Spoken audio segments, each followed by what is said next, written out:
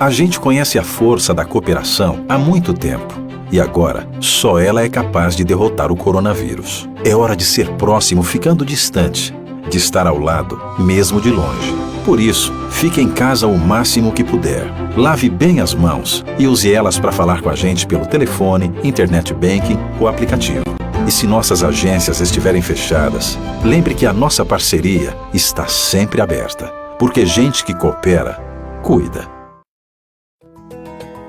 Tudo o que a gente faz com conexão verdadeira fica melhor, inclusive no nosso trabalho. Somos mais de 28 mil colaboradores conectados ao fazer juntos, o que mostra a força do nosso crescimento nos últimos anos e da nossa essência cooperativista em todos os momentos. Somos conectados às novidades, em descobrir novas formas de fazer as coisas e abrir espaço para as diferentes realidades. Somos conectados pela transformação, de um jeito que faz a diferença na vida dos nossos mais de 4 milhões de associados. Somos conectados pela nossa visão de dono, porque aqui todo mundo tem voz, tem oportunidade de participar e de construir o negócio. Aqui somos pessoas trabalhando para pessoas, de um jeito que estimula o desenvolvimento das regiões em que atuamos de forma simples e próxima. Cada um encontra o seu ponto de conexão com o nosso propósito de fazer juntos para fazer a diferença em todas as regiões do Brasil. O resultado disso está no rosto de cada colaborador. Está no fato de que pelo 3º ano consecutivo, somos uma das melhores empresas para começar a carreira da Você S.A.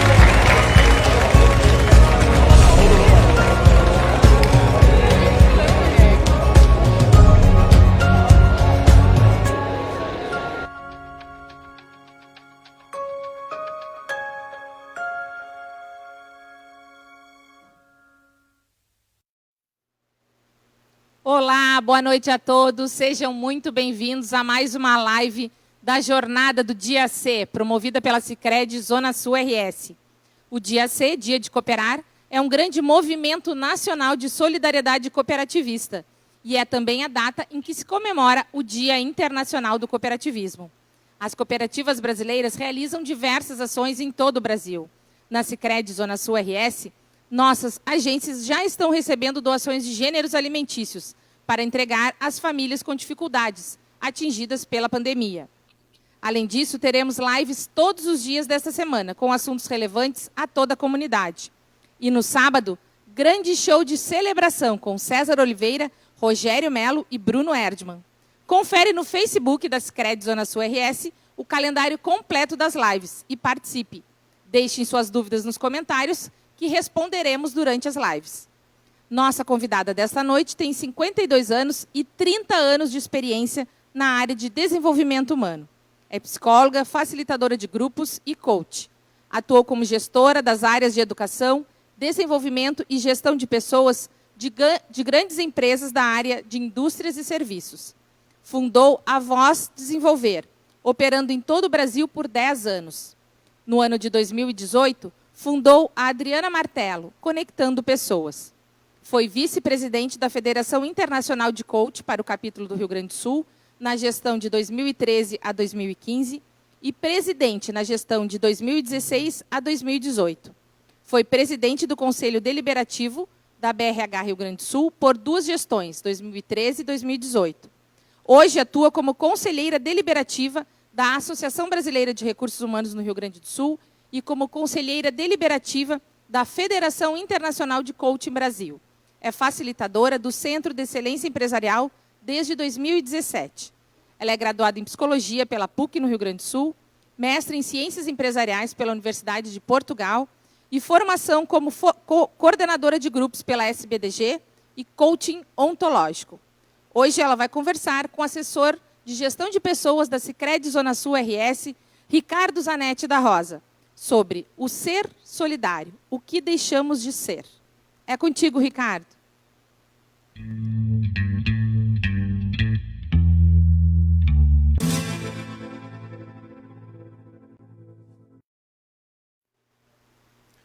Boa noite a todos. Boa noite, Adriana.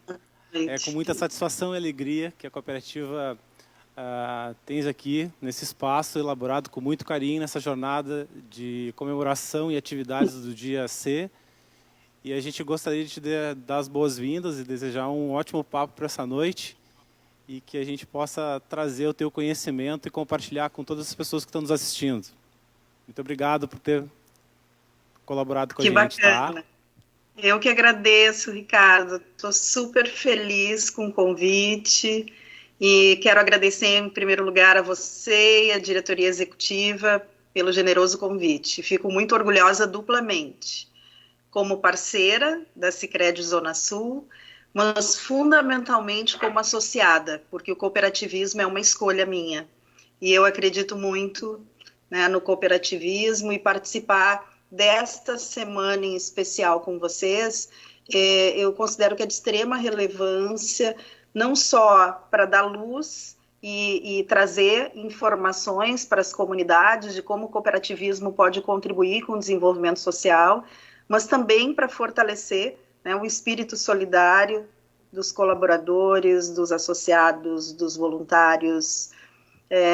O Paulo Freire, ele nos falava, né, que a ética solidária é a ponte essencial para a gente diminuir as desigualdades sociais, né, e obter uma melhoria de vida para as pessoas. E eu considero que, se a solidariedade é a ponte, eu considero que o cooperativismo é o caminho. E eu tenho certeza que o cooperativismo é uma das organizações sociais que mais contribuem com o desenvolvimento das cidades e das comunidades. Adriana, quando tu traz a questão da solidariedade, né, quando que ela surge na nossa história? Em que momento ela aparece e ela de que forma ela é contextualizada nesse momento? Bacana, Ricardo. Bom, existem inúmeras formas de pensar a solidariedade, mas na filosofia ocidental tem duas perspectivas para a solidariedade. Uma linha que acredita que a solidariedade é um processo inato do homem social, tá, que vem no nosso DNA, e uma outra linha que aborda a solidariedade como um exercício de prática social. Eu, particularmente, acredito que não é uma ou outra. Eu acredito que as duas se complementam, e eu acredito que solidariedade, sim, vem no nosso DNA, mas a gente precisa muscular isso nas nossas experiências sociais. Então, se a gente for observar do ponto de vista de conceito solidário, né, desse altruísmo que a gente tem em relação ao próximo, esse é um conceito que surgiu no século XIX, né, e que aparece mais firmemente na Revolução Francesa. Então, essa é uma origem, né, do termo, mas a palavra solidariedade, ela foi expressa pela primeira vez no direito romano. E é muito interessante a gente observar, né, o conceito de solidariedade no latim é sólido, solidum, né, no latim, e no direito romano significa dever, responsabilidade, significa obrigação solidária. Então, olha que interessante que esse conceito que a gente traz do direito romano, ele já carrega duas coisas muito importantes, que é a questão dos vínculos e a questão da responsabilidade com o todo.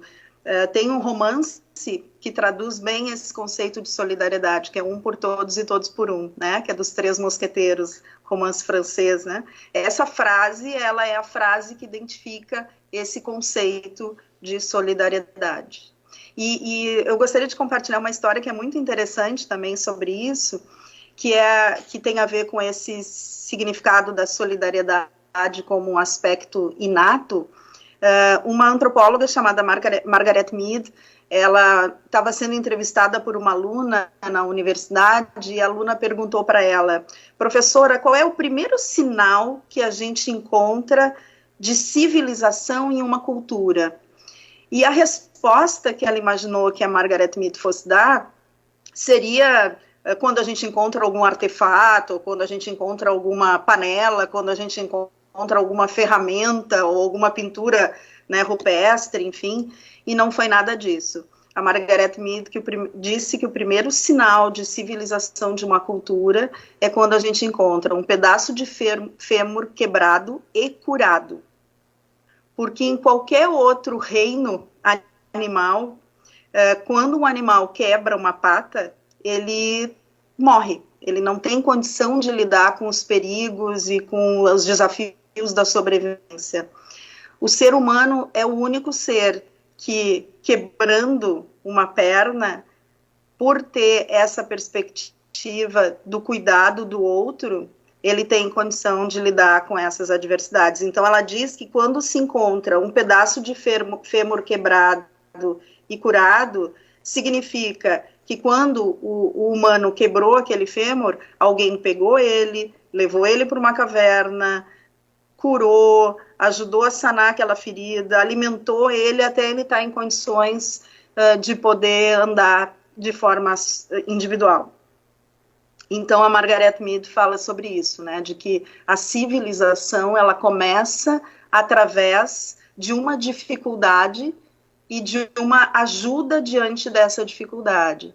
Né? Então, se a gente for sintetizar isso, a gente inicia a civilização com a nossa capacidade de servir, e a capacidade de servir, ela é a essência da solidariedade. Né? Que bacana. Adriana, e diante dessa perspectiva, nos fala um pouquinho como tu percebe, ou tu enxerga que a gente deve desenvolver isso dentro da sociedade. Como a gente desenvolve a solidariedade? Como nós desenvolvemos ela? Bom, entendendo que a gente já tem uma predisposição, né, que já tem essa perspectiva de estar com o outro, na medida em que a gente nasce, né, quando o bebê nasce, ele não consegue se enxergar indivíduo. Né? A primeira perspectiva do bebê, quando ele nasce, ele acha que aquele seio que alimenta ele, que aquela mãe que está ali, que aquele ambiente todo, tudo faz parte dele. E ele vai se diferenciando, ele vai conseguindo construir a sua identidade como indivíduo separado da mãe, separado do contexto, na medida em que ele vai crescendo, né? Quando os meses vão avançando, ele vai tendo essa noção de que ele é um indivíduo. E é muito interessante porque, à medida em que ele vai se individualizando, então entendendo que ele é um indivíduo, ele vai sendo exposto a práticas sociais, né, experiências sociais. E lá pelo 3º ano é onde a gente tem assim o ápice das experiências de cooperação de uma criança, né, quando ela já começa a ser capaz de fazer o castelinho de areia na praia, né, quando ela começa a ser capaz de compartilhar a brincadeira dela com outras pessoas, ela vai começando a desenvolver as habilidades sociais que vão ajudar a construir a perspectiva da cooperação e, por conseguinte, a perspectiva da solidariedade, né? Então, quanto mais experiências a criança tiver de exposição social, mais ela vai desenvolvendo a capacidade de perceber os outros, vai desenvolvendo a capacidade da empatia e, por consequência, vai desenvolvendo a capacidade de pensar no outro de uma forma solidária. Né? Então, a gente vai desenvolvendo, na verdade, a solidariedade desde pequeno. Né, Ricardo? Inclusive, o Aristóteles, ele dizia uma coisa muito interessante, que a solidariedade é que nem um arquiteto. O arquiteto, para ser bom, ele precisa fazer muitos projetos e precisa ter muitas experiências para consolidar a vivência dele como um bom arquiteto. Ele refere a mesma coisa sobre a solidariedade. Quanto mais experiências eu tiver de cooperação e de socialização, mais eu vou estar construindo o espírito solidário, né? Eu vou estar construindo a possibilidade de pensar no outro e de poder trabalhar numa visão mais sistêmica, né, de que todos nós somos corresponsáveis por aquilo que a gente constrói.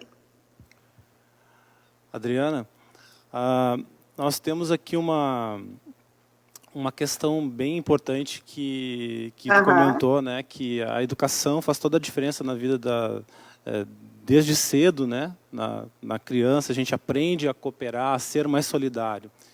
E para nós que trabalhamos em cooperativa, você que é associado, eu também sou associado, o que difere a cooperação da solidariedade?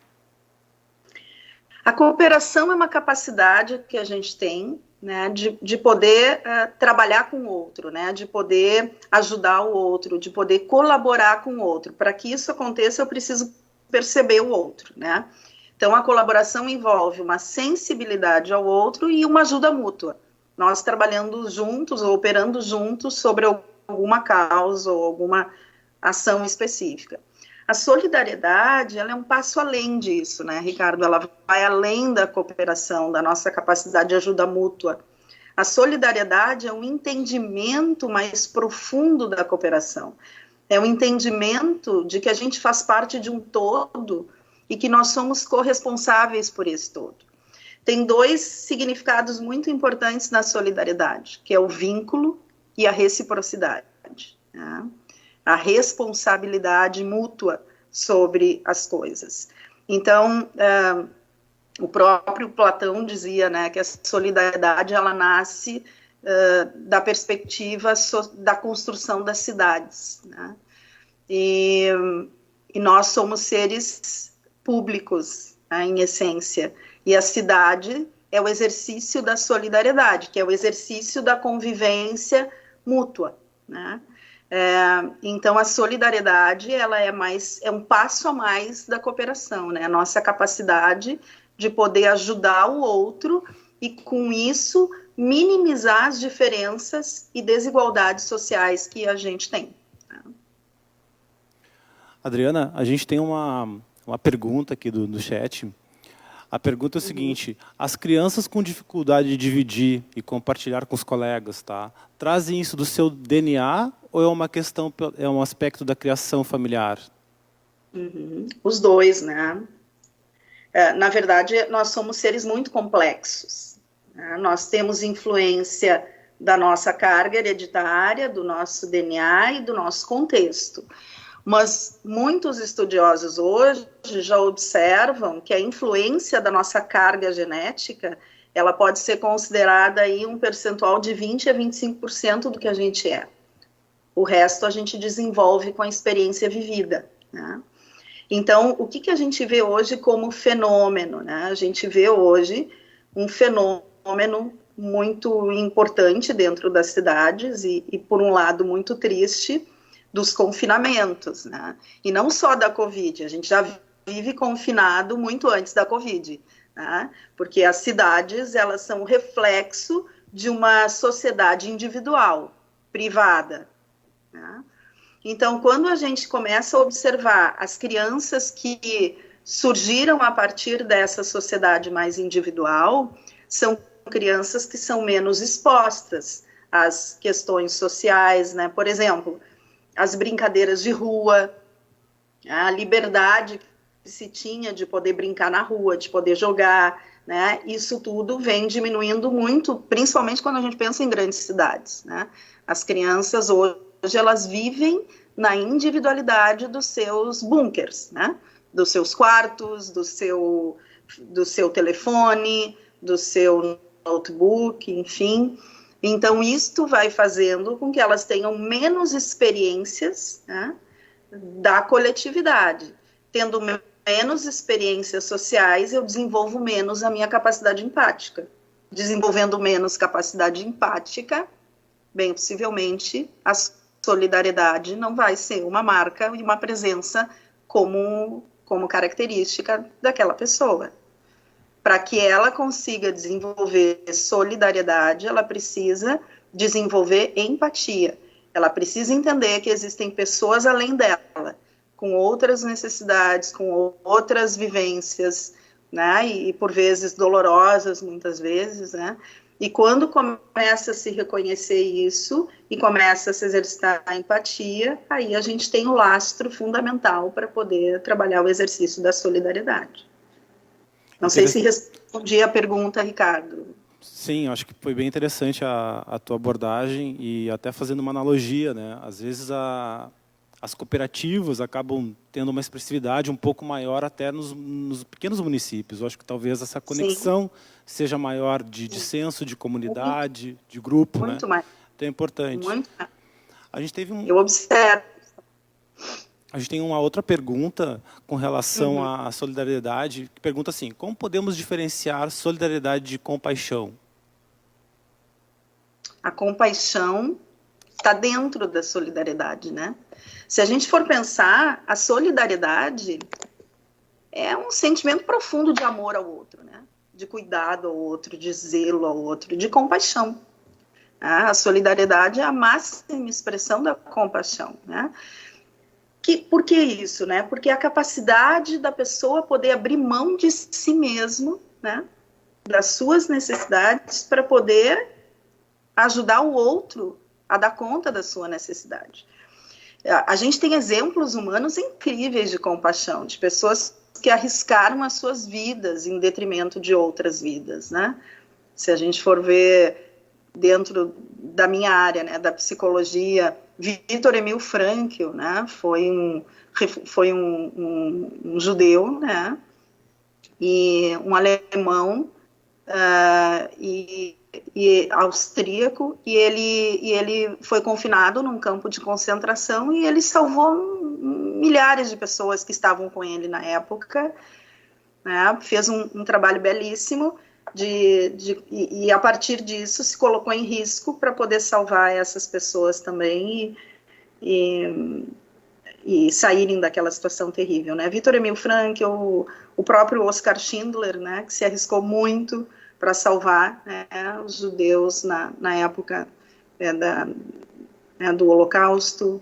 Nós temos aqui exemplos nossos, Chico Mendes, né, foi uma pessoa incrível que arriscou a sua vida, né, e deu a sua vida por uma causa, né, que a gente luta ainda arduamente por ela. Marielle e tantas outras pessoas, né, que se colocaram a causa do coletivo na frente das suas causas individuais. Pessoas assim são pessoas que têm muita compaixão, né, então a solidariedade, ela traz o conceito da compaixão com ela, né?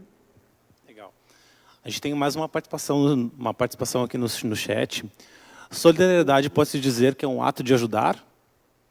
Sim. É um ato de ajudar. Mas vai além de ajudar, né? Porque não só ajuda, como se corresponsabiliza. Então, a solidariedade tem essa marca, assim, né? Não é só uma doação. Eu vou doar uma cesta básica. Não é só isso, né? Existe aí, dentro do conceito da solidariedade, uma capacidade de enxergar o impacto disso no todo, né? Então, a pessoa, ela se sente corresponsável também, ela se sente corresponsável pelas desigualdades, e ela tenta, através da sua disponibilidade, da sua ajuda, tentar minimizar essas desigualdades, né? A solidariedade, ela nasce disso, de uma tentativa de trazer mais inclusão e cidadania. O tema está bem interessante. A gente tem uma pergunta aqui no chat. Acreditas que momentos de crise podem despertar a solidariedade e a percepção do outro nas pessoas? Sim, acredito piamente. Nós estamos vivendo isso nesse momento, né? A gente percebeu o quanto a pandemia, num primeiro momento, ela causou um impacto e assustou, mas num segundo momento que a gente viu foi um aumento e um volume da perspectiva da solidariedade, né? Grupos se articulando, grupos ajudando outros grupos. A gente viu um movimento lindo, né? Aqui, vamos falar aqui da nossa realidade, né, do Brasil, um movimento muito bonito de ajuda mútua e de amparo ao próximo. Embora ainda é um movimento pequeno, se a gente for pensar, pela potencialidade do nosso país e pelo volume de riquezas que nós temos, nós não temos cultura de solidariedade, infelizmente, né? E, inclusive, tem pesquisas que mostram isso. Existe uma pesquisa que é na verdade não é uma pesquisa, é um índice que é construído mundialmente, que é o Índice de Solidariedade Mundial, que eles pegam 70 dos principais países do mundo e eles fazem uma pesquisa para saber qual é o país mais solidário e engajado nas perspectivas, né, solidárias. E eles pesquisam países diferentes, são 70 países, né, então tem países de todo o tamanho, mas o indicador ele é um indicador proporcional, né, e foram 70 países que participam há alguns anos já desse indicador. O Brasil, não sei se tu consegue imaginar em que lugar a gente possa estar, Ricardo. Tu consegue ter uma visão de que lugar a gente está nessa pesquisa? Nem imagino. Pois é. O próprio Dia C, né, que as cooperativas em nível nacional vêm batalhando, vêm a cada ano crescendo esse movimento perto do nosso país, que é continental, né? Acho que sim. Mas acredito que ainda tem bastante a ser feito. Sim, nós estamos no último indicador. Nós estávamos em 68º, ou seja, nós éramos o antepenúltimo. E o primeiro lugar é uma cidadezinha que eu não lembro o nome, que não é tão cidadezinha assim, mas é uma cidade da Ásia, que eu não me lembro o nome, que é a cidade mais solidária do mundo, e em segundo lugar os Estados Unidos, né? Que de fato é um país que a solidariedade faz parte da educação. E os países europeus estão no meio da lista, e a maior parte dos países latino-americanos estão para o fim da lista, para os terços finais da lista.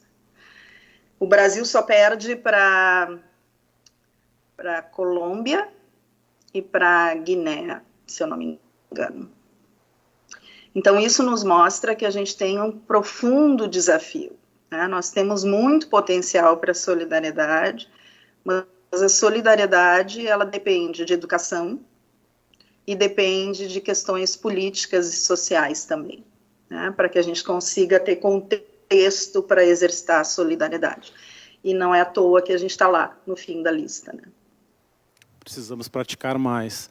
Sim. Adriana, imaginando esse ser solidário, tá, que tu vem comentando, e esse espaço todo de desenvolvimento, né? Uma cooperativa de crédito, ou seja, uma empresa, um CNPJ, tá? O que, na sua opinião, viabiliza a atuação dela no campo da solidariedade?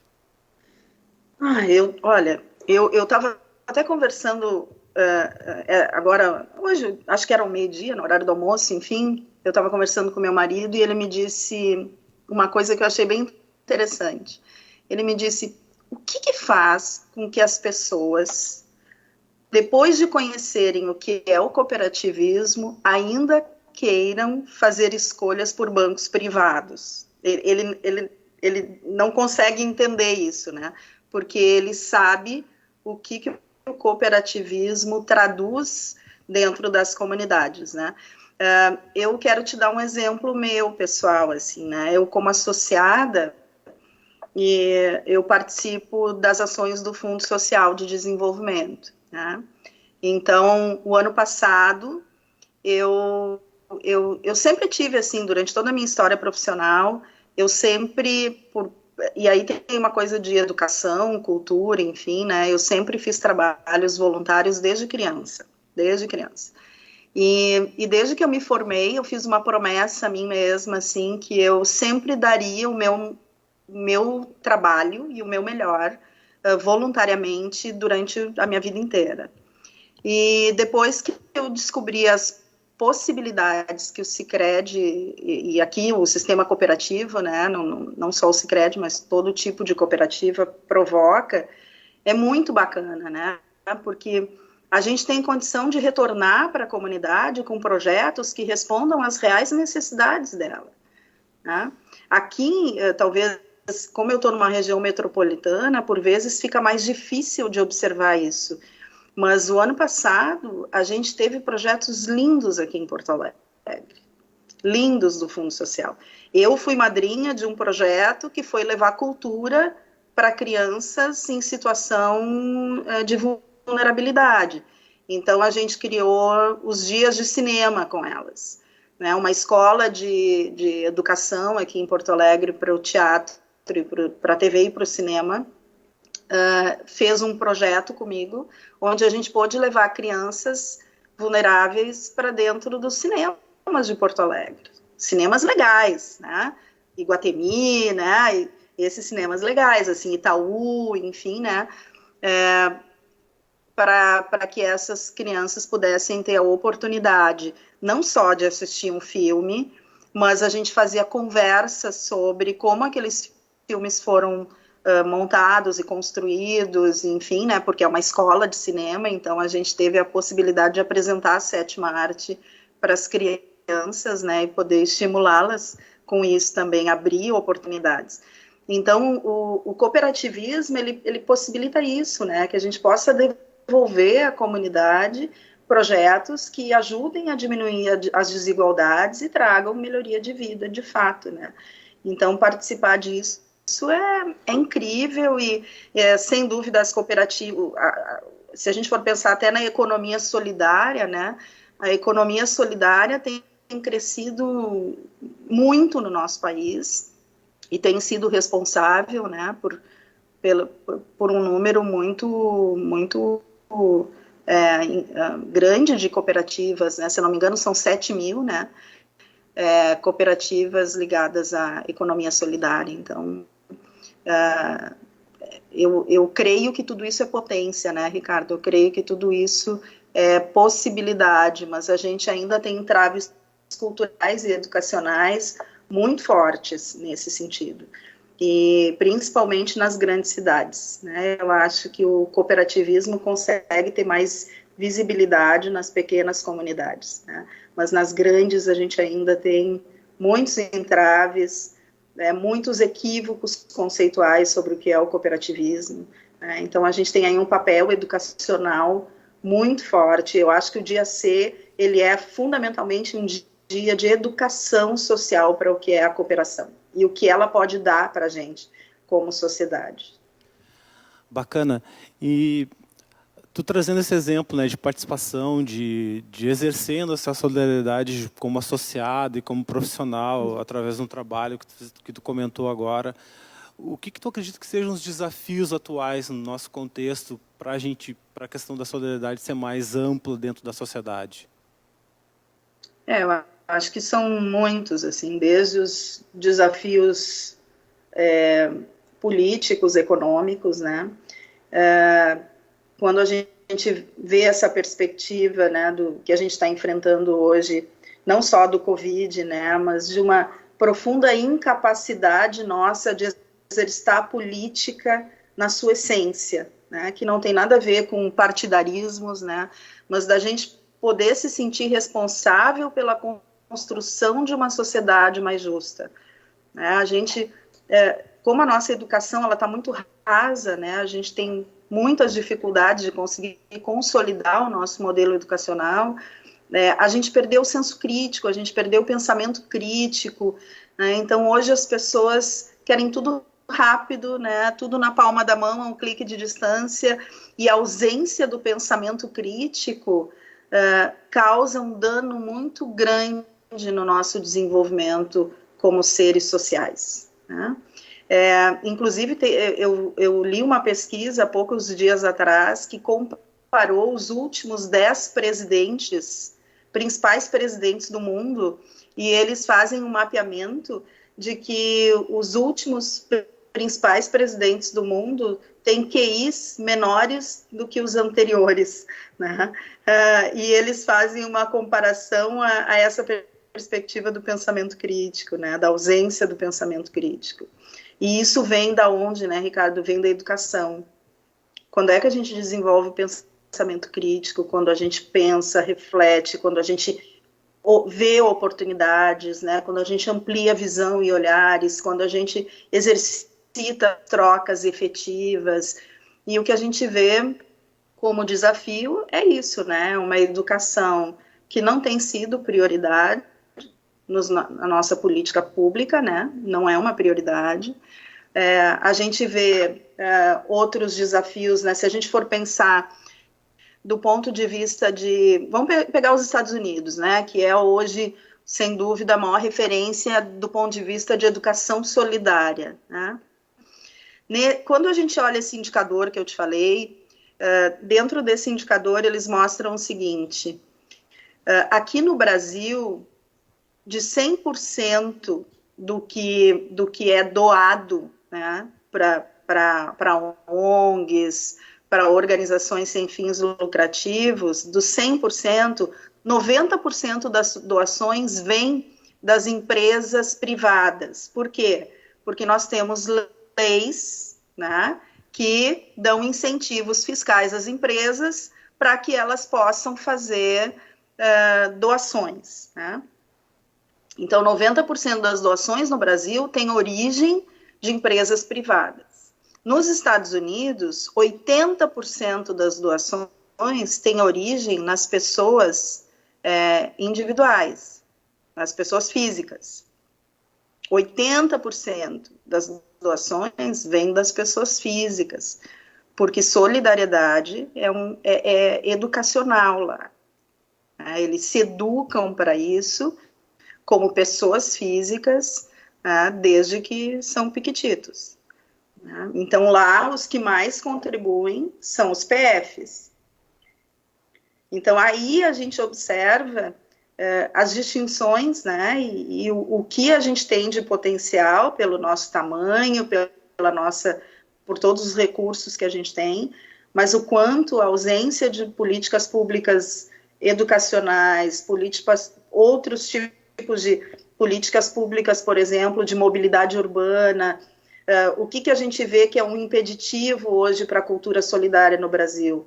É que as pessoas têm, os trabalhadores do nosso país usam das 24 horas do dia, 12 horas trabalhando, contando deslocamentos e tudo mais.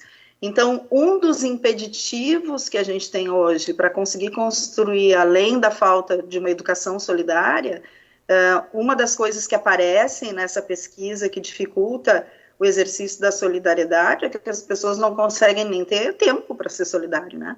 Porque ela está usando todo o tempo dela para conseguir sobreviver, né? Para trabalhar, ela leva 2, 3 horas para ir para casa, para voltar, né? Nos grandes centros, essa é uma realidade. Então, a gente tem a ausência de políticas públicas de mobilidade para ajudar, a ausência de fato, uma educação para a solidariedade, né? Cada vez mais as pessoas estão individuais, estão egoístas, né? Estão focadas no seu eu e muito pouco focadas, né, no nós.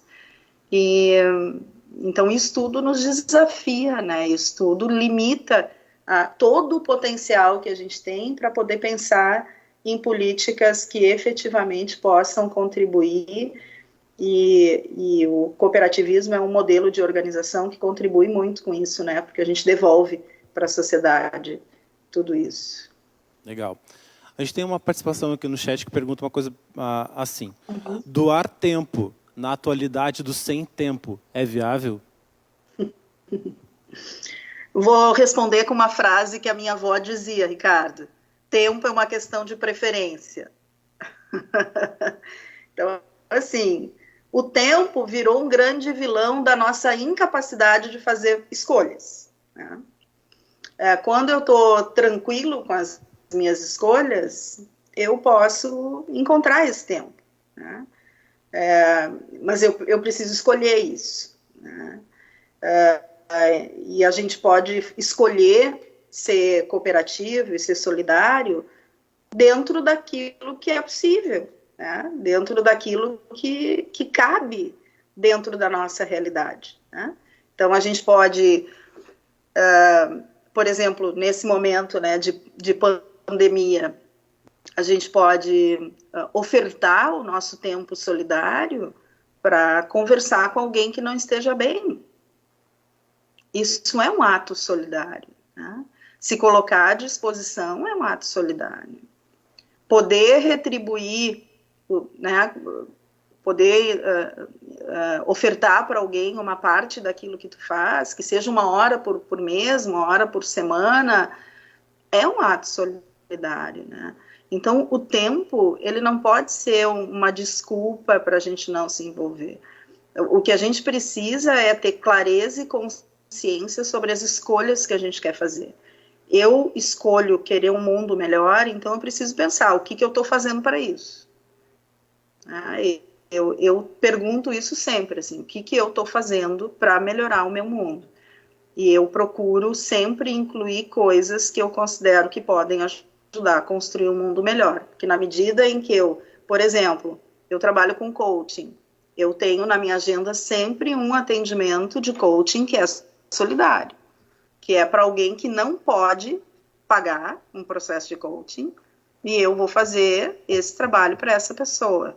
Agora, com a questão da Covid, eu tive um convite que foi muito especial, assim, para entrar num grupo latino-americano de uma rede de coaches latino-americana que trabalha o coaching solidário para profissionais da saúde que estão no front do Covid, né?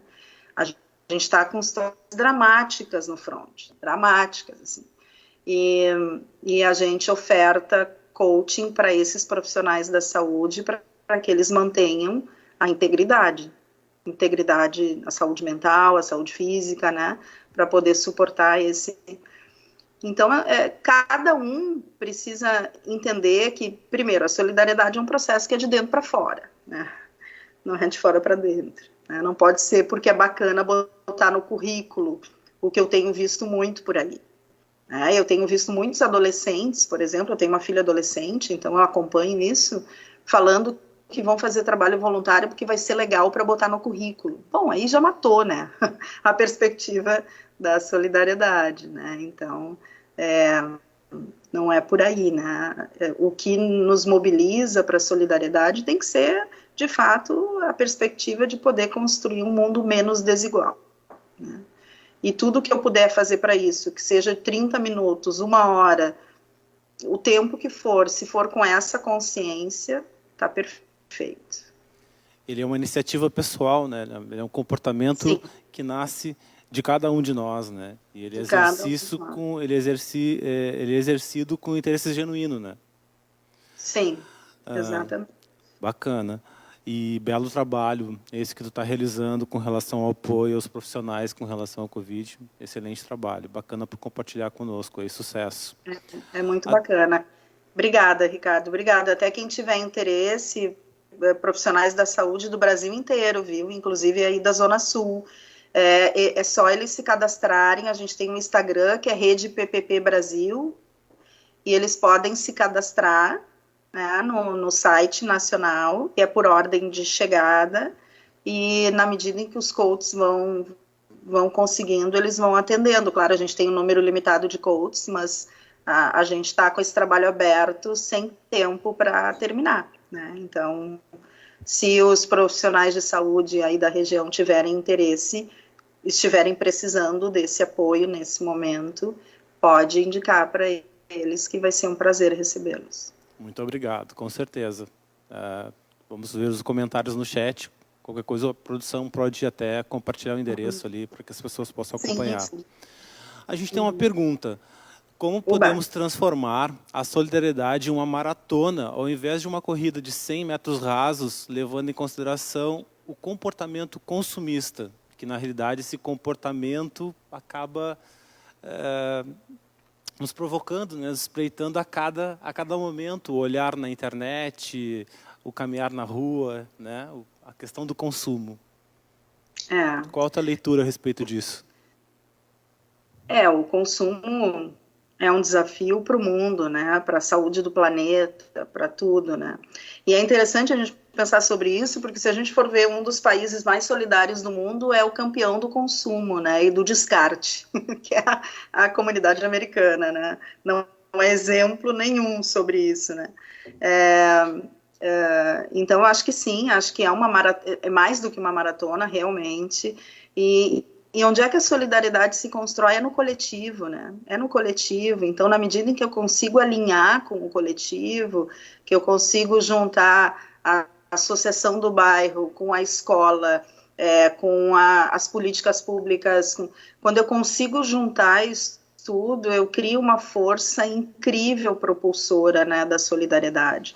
Então, é isso, a gente está falando do dia do cooperativismo, né, mas a gente também podia instituir aí o dia da solidariedade, né, o cooperativismo incentivando aí criar o dia S também, né, que é isso, é a gente poder cada vez mais entender que a força da transformação, ela não está na mão dos aparelhos estatais.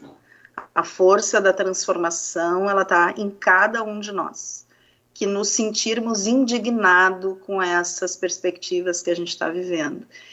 E que esta indignação a gente transforma em força, né, para juntar esses diferentes atores sociais, né, como a gente faz lá no Fundo Social, né, Ricardo, o pessoal do cooperativismo, com um associado, que é um padrinho, com uma entidade social. Então, aqui na região metropolitana, o ano passado, a gente distribuiu mais de 500 mil em projetos sociais, né, que foi muito bacana.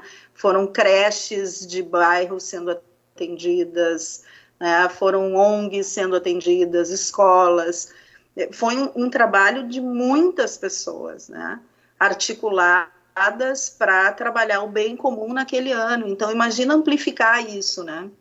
Imagina a gente conseguir construir algo que vá além dos interesses, né, econômicos, dos interesses da lucratividade.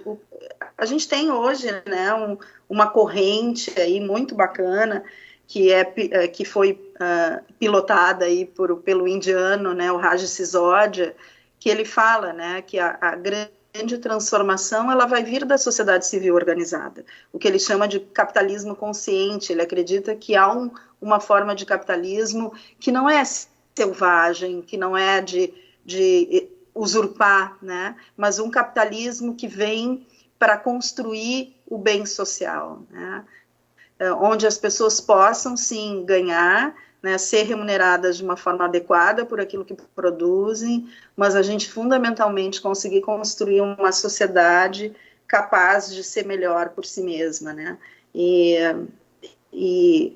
como a gente vai impulsionar isso? Com causas, né? O ser humano ele só se movimenta por causas, né, Ricardo? O ser humano ele não se movimenta por dinheiro ou por uma tarefa, né? A gente se movimenta por causas. Quando a gente tem uma causa, a gente consegue coisas extraordinárias. Eu vivi há pouco tempo, agora, a experiência. Nós temos uma companheira, colega nossa, coach, aqui no Rio Grande do Sul, que teve uma situação muito dramática na vida dela. O filho de 15 anos, de 17 anos, teve um câncer muito raro e muito, muito rápido. E a gente fez uma mobilização que no começo eu duvidei que a gente fosse conseguir, num curto espaço de tempo, mobilizar tanta gente com recurso financeiro neste momento de Covid, né? E foi muito lindo, assim, um movimento que se instalou e rapidamente ela já tem 60% do valor que ele precisa para os tratamentos caríssimos, né, de remédios americanos, enfim. Então, nós temos uma força mobilizadora, né, que é incrível.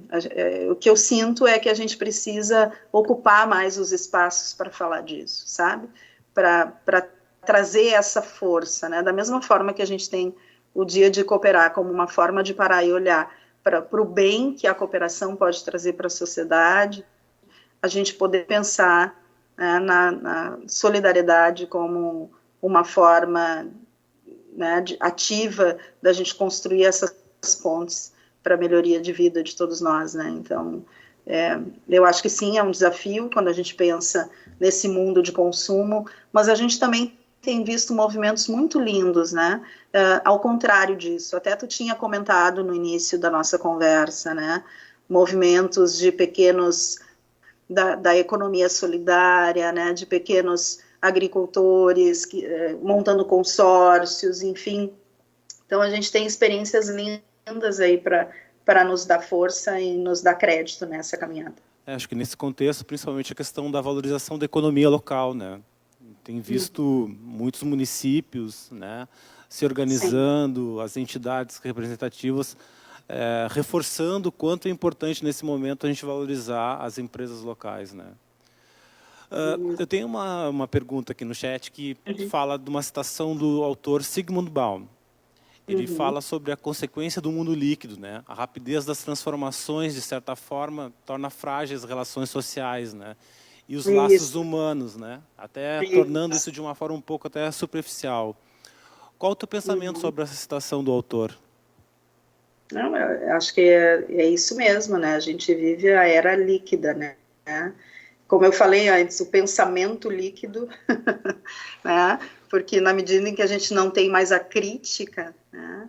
A gente vai minimizando a necessidade, né? de conhecer, de saber, né? Então, acho que isso tudo vai corroendo a nossa capacidade de exercer a nossa mentalidade humana, né? O nosso pensar, e vai corroendo e desconstruindo, né, as perspectivas da perspectiva social mesmo, né?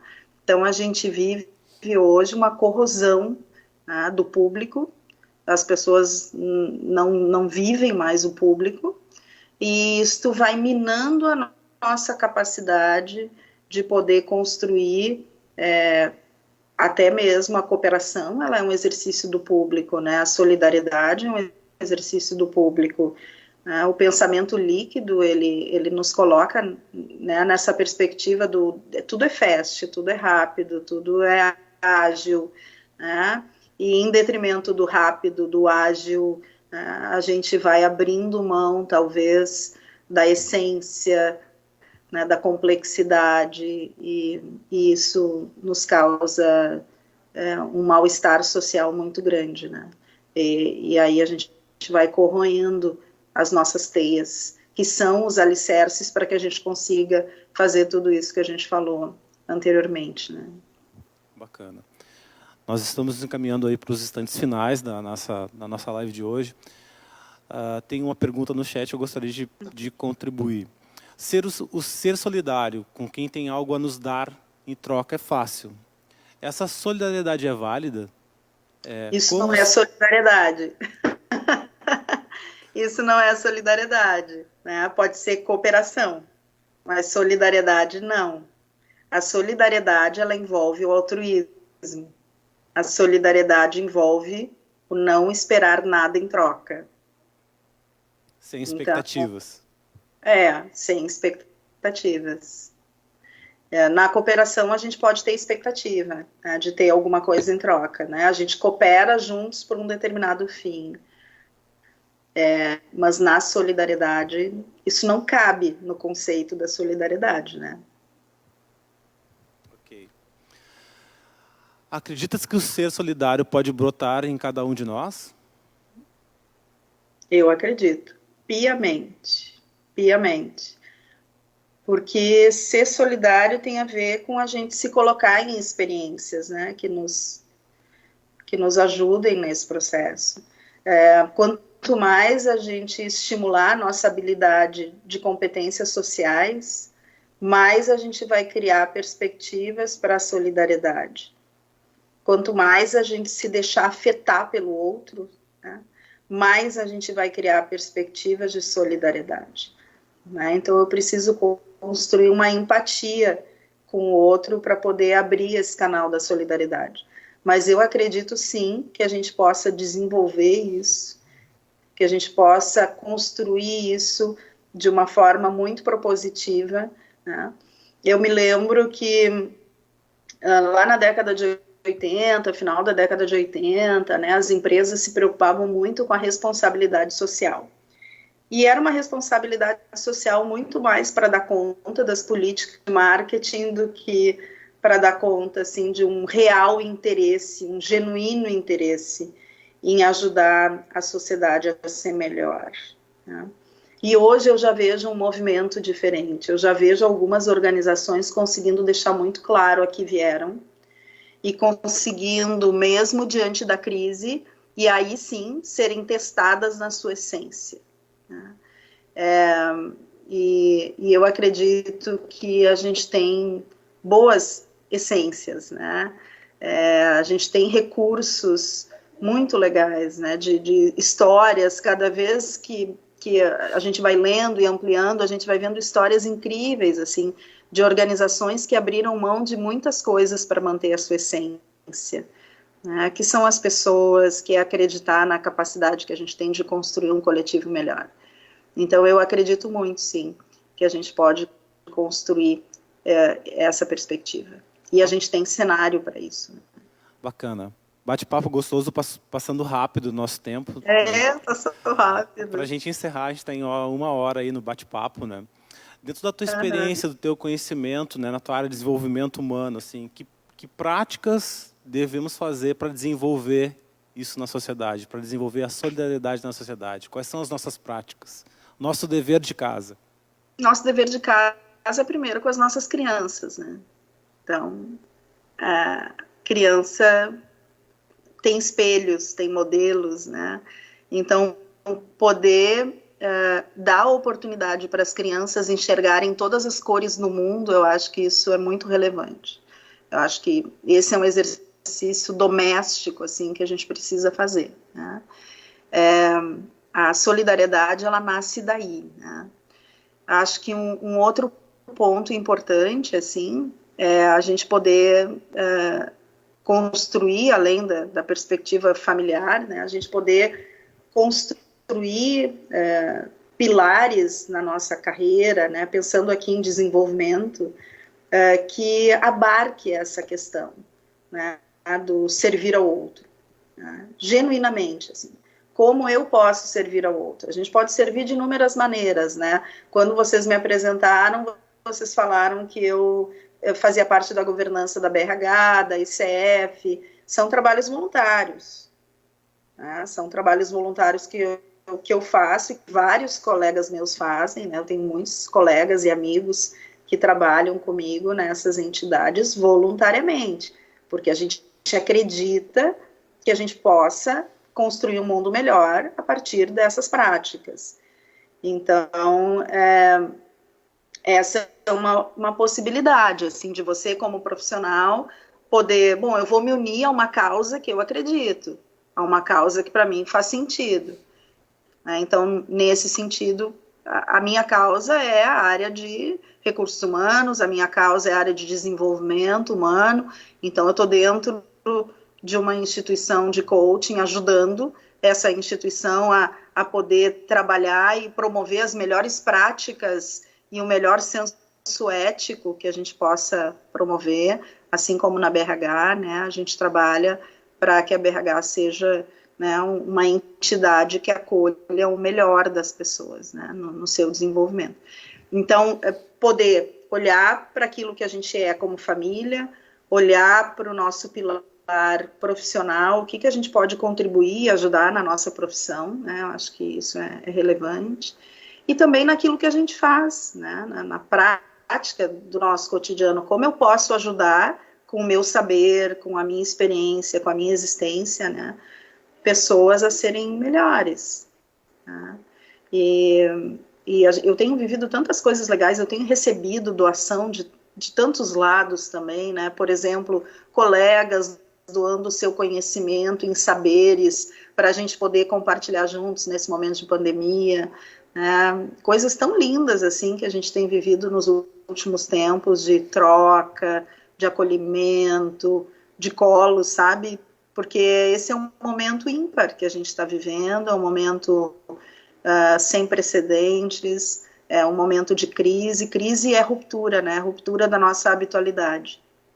E a gente está tendo que reaprender, né? E as pessoas estavam falando do novo normal, né? Mas eu já nem acredito mais nisso, né? Por tudo que eu tenho lido e escutado, nunca mais será normal. Essa é a nossa nova perspectiva, sobre isso que a gente tem que aprender a trabalhar. Como é que é nunca mais ser normal, né? Que nova normalidade é essa? Ou que tipo de relação com a vida, né, eu vou estabelecer a partir desse aprendizado da pandemia, né? Então, acho que essa é uma rica oportunidade, assim, para a gente poder pensar nas nossas escolhas, naquilo que a gente escolhe ser, para depois a gente pensar naquilo que a gente vai fazer. O nosso fazer só tem sentido quando ele se conecta com o nosso ser, né? Então, essa é a primeira reflexão que a gente precisa fazer como agentes do mundo, né? É o que eu desejo ser. Adriana, bacana. A gente gostaria o nome do Sicredi, a gente gostaria de agradecer a tua participação, agradecer as tuas colocações, as reflexões que surgiram a partir do teu conteúdo, do que explanou essa noite. Gostaríamos de agradecer também à equipe da Live TV, que em toda a sua produção aqui, que possibilitou que a gente conseguisse realizar esse evento, né, ao vivo para todos. Gostaríamos também de convidar a todas as pessoas que estão nos assistindo. Amanhã nós teremos uma nova live. Amanhã o nosso economista-chefe do Sicredi, o Pedro Ramos, vai falar um pouquinho sobre o cenário econômico, né? E ele vai estar aqui também no mesmo horário para fazer um bate-papo bacana como a gente fez hoje. Uma boa noite e agradecemos a participação de todos. E, Adriana, muito obrigado. Obrigada, querido. Foi um prazer enorme. Muito obrigada, viu? Sucesso a todos.